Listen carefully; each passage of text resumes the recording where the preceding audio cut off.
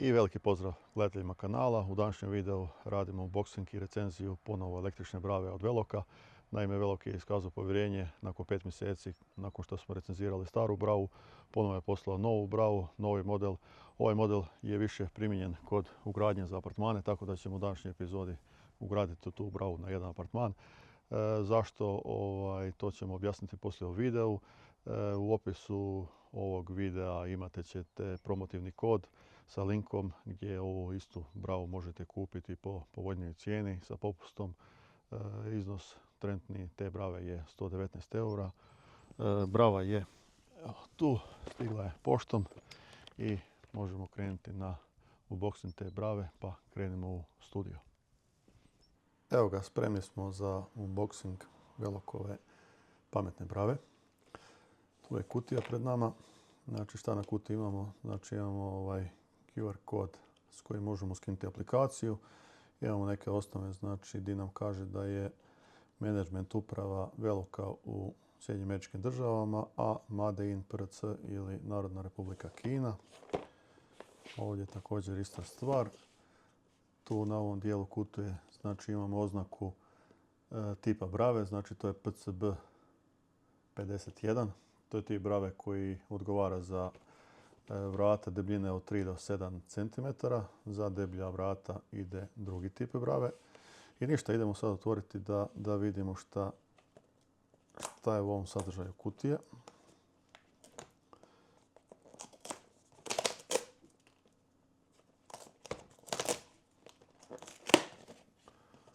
Evo ga. Dakle, šta imamo? Prvo na vrhu su upute.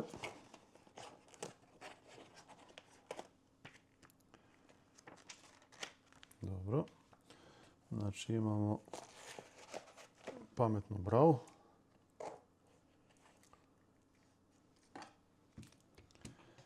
I imamo kutiju u kojoj je montažni materijal i RFID kartice. I to bi bilo sve od pakovanja.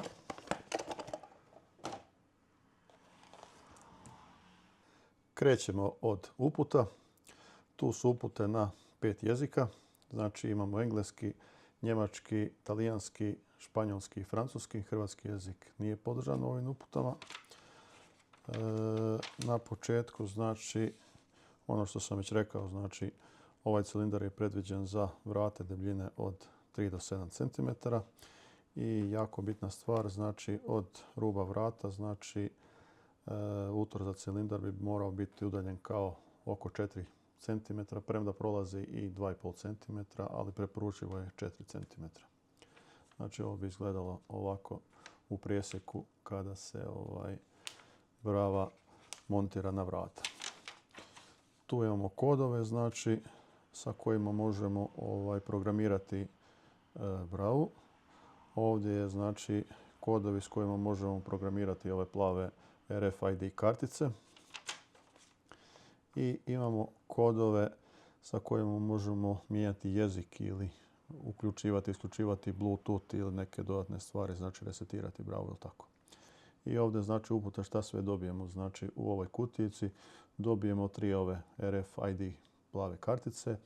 Dobijemo jednu ekstenziju za bravu, znači da produžimo bravu. Dobijemo jedan vijak koji služi da bi se ta ekstenzija ušarafila. Dobijemo jedan križni šrafciger ili križni odvijač i dobijemo znači jedan imbus ključ. Uz to znači dobijemo 2 vijka koji služe da se začepi prostor sa baterijama, da se baterije fiksiraju. Znači jedan za rezervu, jedan će upotrijebiti. Znači 2 silikonske gumice da bi se zatvorili otvori ili da bude jedna rezerva. I također imamo dva vijka, znači s kojima fiksiramo znači ovaj dio koji se izvlači, koji štiti baterije. Imamo znači ovaj manual koji upravo listamo i imamo tu znači jednu iglicu za resetiranje brave. Znači bravu možemo resetirati koliko sam čitao ili da ubodemo tu iglicu ili da izvadimo baterije van. I sad krećemo sa instalacijom te brave. Ništa, krenemo mi to uživo ljepše za vidjeti. Evo ga još jednom, znači sad smo rasklopili sve. Tu su znači ove 3 plave RFID kartice. Tu je ovaj imbus ključ, tu je jedan križni šrafciger ili križni odvijač. Tu je znači ovaj vijak za ekstenziju i tu je jedna ova iglica za resetiranje brave. Dakle, brava se sastoji od 3 dijela. Unutrašnjeg dijela koji ide sa unutrašnje strane vrata, vanjskog dijela elektronskog koji ide s vanjske strane vrata i samog cilindra. Znači ove dijelove, unutrašnji dio možemo odvojiti sa imbus ključem.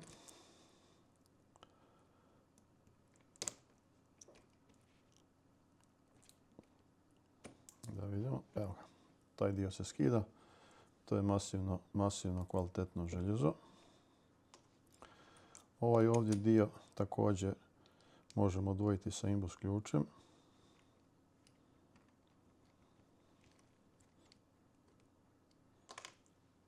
Još malo.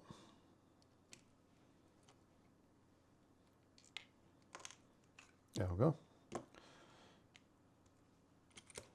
Tu su znači pohranjene baterije, a tu ima još jedan otvor koji kada otpustimo također sa ovim imbus ključem.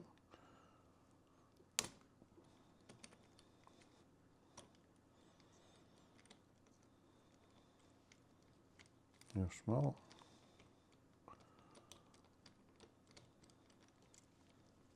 Evo, sad ide. Znači tu možemo štelati bravu, ali ne možemo skinuti. Znači to je vanjski dio, to se ne može skinuti. Znači to kad naštelamo, onda stegnemo taj dio i fiksiramo ga tako. Dobro. Mogli bi sada staviti baterije. Znači baterije se stavljaju ovdje, otvori se ovaj poklopac. Tu unutra idu 3 AA baterije. Znači to nisu ove baterije koje sam ja pripremio. Znači moramo staviti ove tanje baterije. Te tanje baterije nisu došle, nisu isporučene. Znači sa bravom treba ih dodatno kupiti. Evo ga, sad tu imamo i baterije. Baterije punimo u utore. Tu je naznačeno kako koja baterija ide. Znači ova ide prema plus prema van. Ovdje plus prema unutra i na ovoj plus prema van. Brava se odmah javlja. Svijetle brojevi. Znači ovdje treba onaj vijak koji smo dobili u ovoj kutici. Dakle, da vidimo koji. Dva su ista vijka, križna. Znači jedan je za rezervu. Uzmemo ovaj priloženi odvijač i zašarafimo taj dio.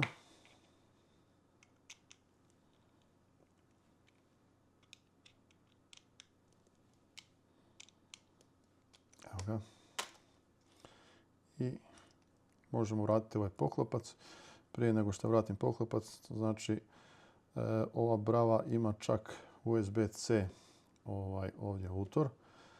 Na taj USB-C utor se može znači spojiti vanjski power bank u slučaju da nam se baterije isprazne, a pri sebi imamo nove baterije, znači možemo sa tim power bankom privremeno znači napojiti bravu i uključiti u pogon. Znači, premda evo ja posjedujem takvu bravu istu već 5 mjeseci i baterije su još uvijek, ja mislim, preko 70% nakon 5 mjeseci korištenja. A ova mala rupica na ovu stranu, znači bi se mogla resetirati sa ovom iglicom ako se tu bode iz nekog razloga da se zablasira. Da, nakon 5 mjeseci korištenja nisam imao problema sa tom bravom pa nije bilo potrebe za resetiranje.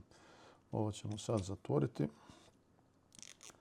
Skinut ćemo ovu zaštitu i evo, znači kada bravu probudimo na lokot ili na ovu strelicu, ona se javlja, s tim da nije točna godina, znači trenutno na njoj je 2091. godina.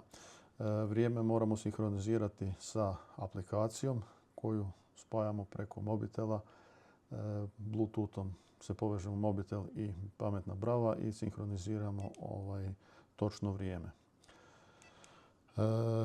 Za prvo postavljanje ova brava traži da se promijeni administrativni password. Znači to, koliko sam vidio uputama, 2 puta se stisne lokot i password početni je 1, 2, 3, 4, 5, 6. Ok, modificiraj ga. Evo ja ću staviti kontra 6, 5, 4, 3, 2, 1. Ok, potvrdi još jednom 6, 5, 4, 3, 2, 1. Ok.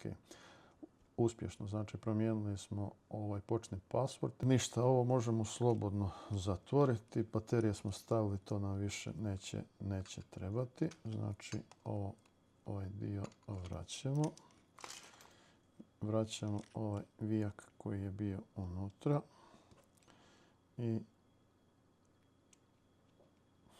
sa imbusom taj vijak poravnamo sa ovim metalnim dijelom. Evo, to je ravno i to sad ne može da ispadne. Možemo vratiti i ovaj dio. To ćemo kod ugradnje morati ponovo skinuti, ali sad za demonstraciju ljepše je da bude sve u kompletu. Evo ga. Sad ćemo krenuti malo sa programiranjem tih kodova da vidimo kako to radi. Prvu opciju koju ćemo simulirati je dodavanje novog passworda, znači to ide na ovaj način. 2 puta stisnemo lokot, master password je 65431 koji smo odredili. Ok, broj 1 mijenjamo password, modify ili dodaj, znači broj 2 je dodamo. Ok, koji ćemo dodati? Ajmo da vidimo da li prima jedinice 1, 2, 3, 4, 5, 6 jedinica. Ok, potvrdi 1, 2, 3, 4, 5, 6. Ok, znači dodali smo prvi novi password, 6 jedinica. Druga opcija, dodajemo karticu. Znači 2 puta master password. Ok, broj 2 kartica. Ok, dodaj karticu. Dodaj, znači jednu karticu prislonimo. Evo ga, dodana. Dodaj drugu, da vidimo. Evo, dodana druga. Dodaj treću. Ovo je već dodana i treća. Evo, sve 3 smo dodali.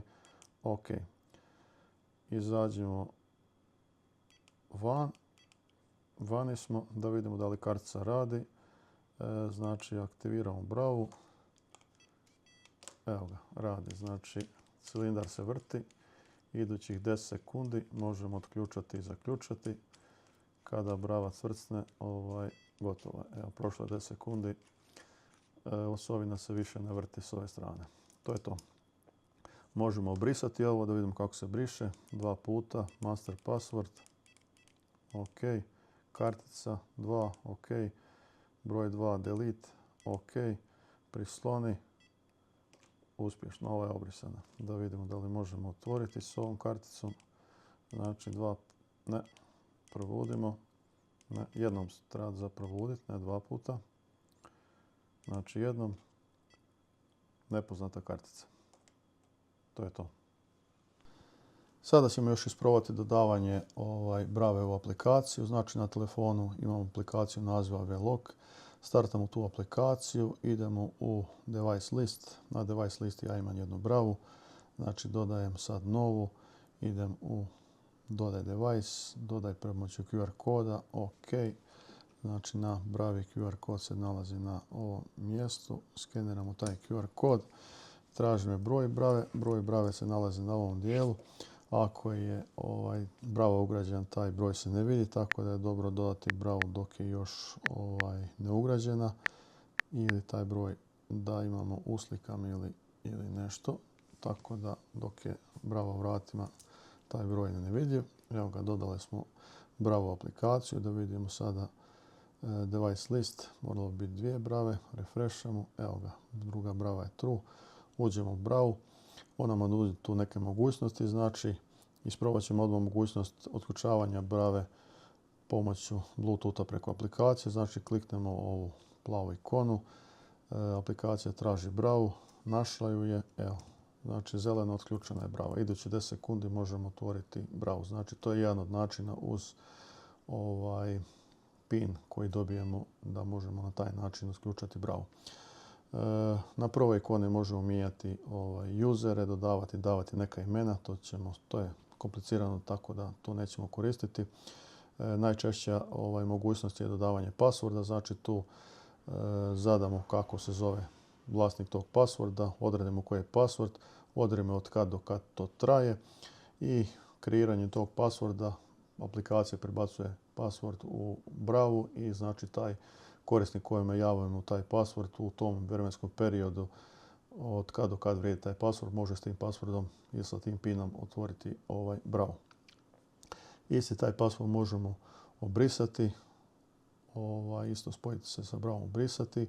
Ti passwordi mogu biti znači šesteroznamenkasti. Ako radimo temporary password, znači to je password koji izlazi sam od sebe. To je deseteroznamenkasti password iz nekog razloga. To nećemo sad raditi. Znači možemo dodavati karticu. Karticu isto znači ovu RFID karticu dodamo od kojeg do kojeg datuma da vrijedi. Možemo brisati tu karticu. Karticu možemo brisati tako da slikamo njezin kod. Ako želimo brisati prije isteka, možemo tu mijenjati PIN, Active Lock, možemo znači sinhronizirati vrijeme, možemo sinhronizirati da vidimo kad je neko ušao, koristio bravu, ušao, izašao iz prostorije apartmana, već šta ključamo sa tim. Možemo resetirati bravu na tvorničke postavke i to bi uglavnom bilo to. Znači ovakvu bravu kada stavite na apartman, znači možete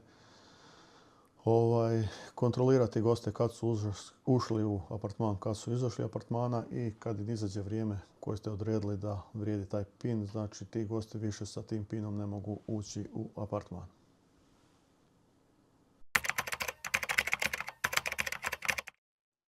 Ovdje imamo primjer stare mehaničke brave koja se otvara sa običnim ključem.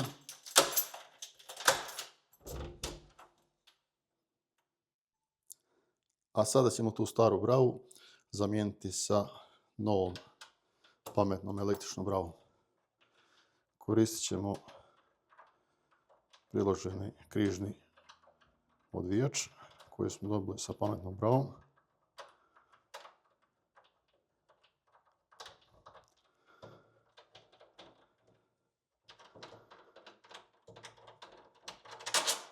Vijak je vani.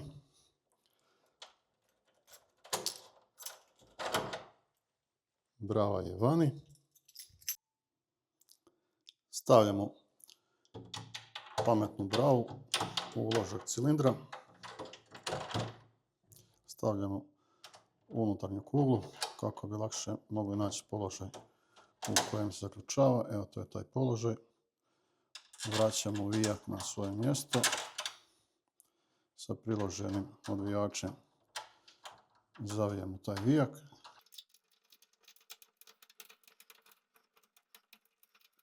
Evo ga, da probamo. To je to.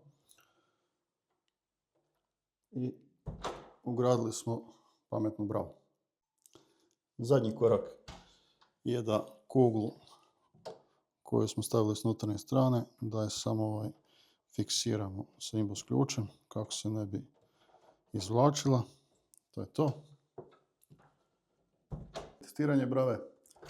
Znači, vrata su zaključana, stisnemo lokot, otkucamo pin koji smo dobili, stisnemo ponovo lokot, brava se ključa, još jednom, otvoreno. Nakon 10 sekundi brava se deaktivira i ponovo se vrti u prazno. Druga metoda otvaranja vrata, znači stisnemo lokot, imamo RFID karticu, to je to. Zaključavanje ponovo na isti način, stisnemo lokot, prislonimo karticu, zaključimo. I treći način uključavanja. Znači uzmemo pametni telefon, otvaramo aplikaciju Velok. U aplikaciji stisnemo plavu ikonu, telefon se spaja sa bravom. Brava je otključena. Otvaramo vrata. To je to.